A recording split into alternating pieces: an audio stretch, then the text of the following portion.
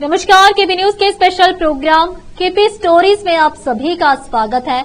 मैं हूं पूजा आपके साथ। हम आपको एक बहुत ही प्रेरक कहानी सुनाने जा रहे हैं जिसका शीर्षक है बूढ़ी अम्मा का भरोसा। तो चलिए सुनते हैं। डॉक्टर पटनायक दिल्ली के सबसे बड़े हार्ट सर्जन में से एक थे। ये कहना गलत नहीं होगा कि उनके जैसा डॉक्टर वहाँ कोई नहीं था।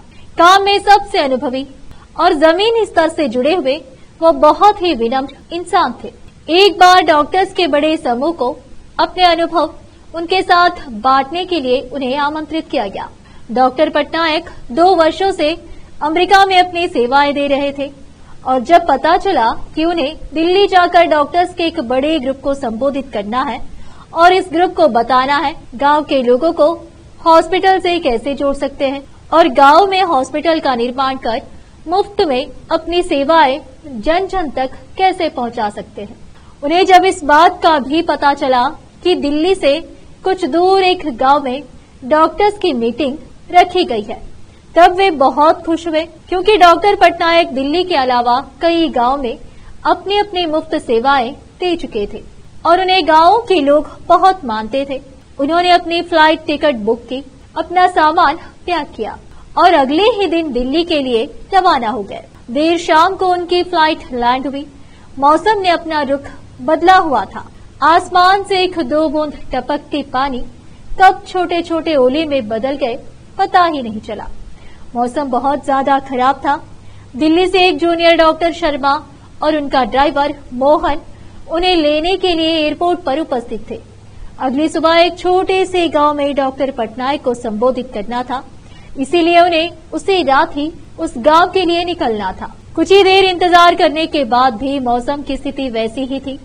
डॉक्टर शर्मा ने मोहन से पूछा, यदि आप गाड़ी चला सके और रास्ते में किसी तरह की कोई असुविधा न हो तो क्या हम इस मौसम में भी यहाँ से निकल सकते हैं? हाँ, मैं कोशिश करूंगा, लेकिन गांव जाने के लिए हमें कच्चे रास्तों से होकर जाना पड़ेगा, इसीलिए अभी हम धीरे धीरे आगे बढ़ सकते हैं, मोहन ने कहा। मोहन ने गाड़ी निकाली और तीनों गांव की तरफ आगे बढ़ने लगे। रास्ता और मौसम दोनों बहुत खराब था, इसीलिए वे धीरे धीरे आगे बढ़ रहे थे। कुछ दूरी तय करने के बाद जब वे गांव से गुजर रहे थे तब मोहन को महसूस हुआ कि उसकी गाड़ी का एक टायर पंचर हो गया। उसने गाड़ी रोकी और नीचे उतरकर बारिश में भीगते हुए उसने टायर को चेक किया। टायर पंचर था। उस गांव में बहुत अंधेरा था।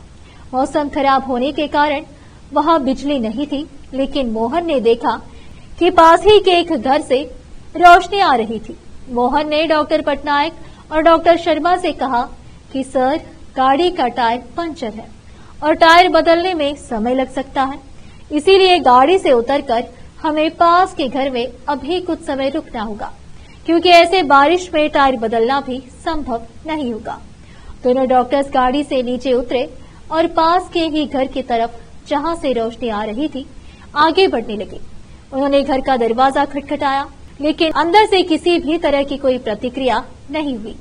उन्होंने इस बार फिर दरवाजा खटखटाया और अब की बार दरवाजे पर एक बूढ़ी अम्मा थी जो बहुत उम्र की लग रही थी। माँ जी, हम शहर से आए हैं। माँ जी, हम शहर से आ रहे हैं। मौसम बहुत खराब है और यहाँ हमारी गाड़ी भी खराब हो गई है। यदि कुछ समय तक आप हमें यहाँ रुकने दें तो आपकी बड़ी मेहरबानी होगी। डॉक्टर शर्मा ने बूढ़ी अम्मा से कहा, क्यों नहीं, आप सब अंदर आइए, मैं आपके लिए चाय बनाती हूँ। बूढ़ी अम्मा ने जवाब देते हुए कहा, ये बिस्तर पर यह छोटा बच्चा क्यों करा रहा है, इससे क्या हुआ? डॉक्टर पटनायक ने बच्चे की कराह सुनी और बूढ़ी अम्मा से पूछा, अब क्या बताए साहब, गांव में हॉस्पिटल की सेवाएं नहीं है। हर छोटी बड़ी बीमारी के लिए शहर जाना पड़ता है। यह मेरा एक लौता पोता है। शुरुआत में इसे खांसी थी, धीरे धीरे इसकी छाती में दर्द होने लगा और जब मैंने इसके इलाज की प्रक्रिया पता की तो मुझे पता चला कि मेरा पोता एक बहुत बड़ी बीमारी से जूझ रहा है। इसके हार्ट में बड़ी समस्या है। कुछ डॉक्टर्स ने बताया कि दिल्ली के एक मशहूर डॉक्टर है जो आजकल अमेरिका में रहते हैं और कभी कभी ही दिल्ली आते हैं, वही इसका इलाज कर सकते हैं। इलाज में भी बहुत खर्च है। मेरे पास इतने पैसे नहीं है कि मैं अपने पोते का इलाज कर सकूं। गरीबी और हॉस्पिटल न होने के चलते ही मैं अपने बेटे और बहू को भी नहीं बचा सकी। वो भी बीमारी से लड़ते हुए ही चल बसे। मेरे पोते के साथ ऐसा न हो और वो जल्द ही स्वस्थ हो जाए, इसीलिए मैं रोज हर समय भगवान के सामने दिए जलाए रखती हूँ, ताकि भगवान मेरे इस चिराग को बुझने न दे। मैं हर जो भगवान से प्रार्थना करती हूँ कि जब भी डॉक्टर पटनायक दिल्ली आए तो मुझे किसी के माध्यम से पता चल सके और मैं उनसे मेरे पोते की जान बचाने की भीख मांग सकूं। अब सब मैंने भगवान पर छोड़ दिया है साहब, ऐसा कहकर बूढ़ी अम्मा रोने लगी। ये सब बातें जब डॉक्टर शर्मा ड्राइवर मोहन ने सुना तो उनके चेहरे पर एक अलग ही चमक दिख रही थी। डॉक्टर शर्मा बूढ़ी अम्मा के पास गए और उन्होंने उनका हाथ पकड़ते हुए कहा, माँ जी, आप जिन डॉक्टर पटनायक की बात कर रही हैं वो आपके सामने ही खड़े हैं। डॉक्टर पटनायक ने बूढ़ी अम्मा से उनके गांव वाले कार्यक्रम के बारे में पूरी बात बताई और यह भी विश्वास दिलाया कि उनके पोते का वो मुफ्त में इलाज करेंगे और गांव-गांव तक चिकित्सा की सेवाएं पहुंचाएंगे। यह सुनने के बाद बूढ़ी अम्मा को विश्वास हो गया कि इस दुनिया में विश्वास कितना जरूरी है और उस भगवान पर विश्वास कितना जरूरी है जो आपके दिल से निकली दुआओं और प्रार्थनाओं को कबूल करते हैं। अगली सुबह सभी डॉक्टर्स को डॉक्टर पटनायक ने संबोधित किया और उन्हें गांव-गांव में हॉस्पिटल और चिकित्सा से जोड़ने के लिए हर संभव प्रयास जो वो सब कर सकते हैं इसके लिए कहा। बूढ़ी अम्मा के पोते का इलाज हुआ और वो अब स्वस्थ है। गांव-गांव तक डॉक्टर्स पहुंचे और हॉस्पिटल खुलने लगे। दोस्तों, इस कहानी से हम क्या सीख सकते हैं? उस भगवान पर भरोसा रखिए जो आपके साथ कभी गलत होने नहीं देगा। वो किसी न किसी रूप में आकर आपका साथ देगा।